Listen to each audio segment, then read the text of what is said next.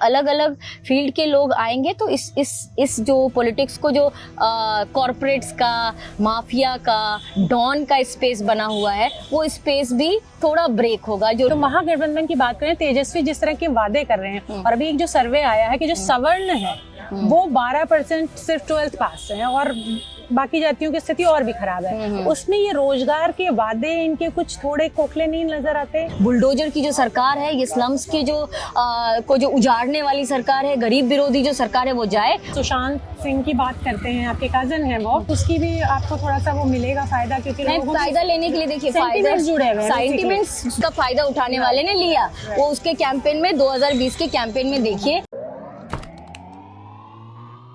तो आज हम हैं पटना में और हमारे साथ है दिव्या गौतम, जो कि दीघा विधानसभा से है और माले के लिए कंटेस्ट कर रही हैं यहाँ से। तो मैं सबसे पहला सवाल आपसे ये कि आप वो वाला एरिया छोड़ के, कौन सा वाला एरिया? जो आपका आरा का हो गया, जो आपका कोर एरिया है एक आप लोगों का जो है, इस एरिया से क्यों लड़ रही हैं जहाँ माले का मतलब कहा जाता है, लोग कह रहे हैं कि इतनी पकड़ नहीं है?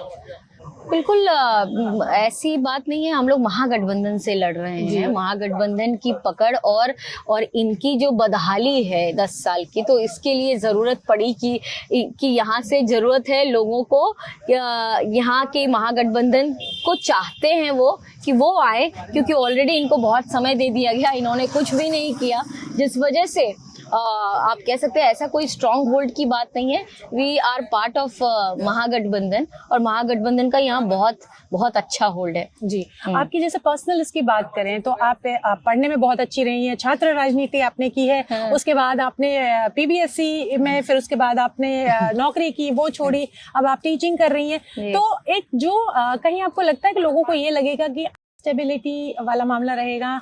बिल्कुल अनस्टेबिलिटी नहीं, इसी तरह से लोग अपने आप को ढूंढते हैं और पॉलिटिक्स में लोग इसी तरह के लोग आए जिनको समाज के लिए सेंसिटिव हों।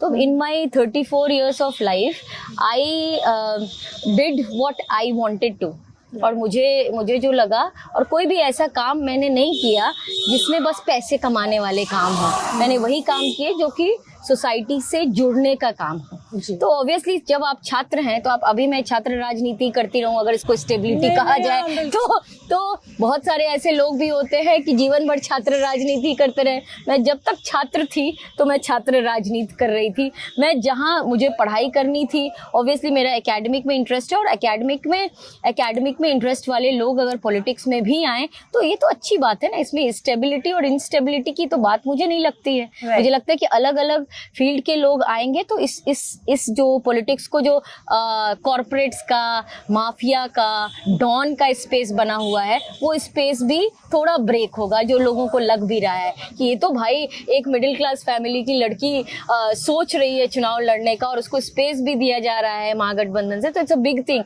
नहीं तो ये करोड़ों रुपए में टिकट खरीदने वाले लोग होते हैं। राइट। तो महागठबंधन की बात करें, तेजस्वी जिस तरह के वादे कर रहे हैं, और अभी एक जो सर्वे आया है कि जो सवर्ण है वो 12% सिर्फ 12th पास है और बाकी जातियों की स्थिति और भी खराब है। उसमें ये रोजगार के वादे इनके कुछ थोड़े खोखले नहीं नजर आते? मुझे तो नहीं लगते, मुझे बिल्कुल लगते हैं कि शिक्षा पे और रोजगार पे एक साथ काम होने चाहिए।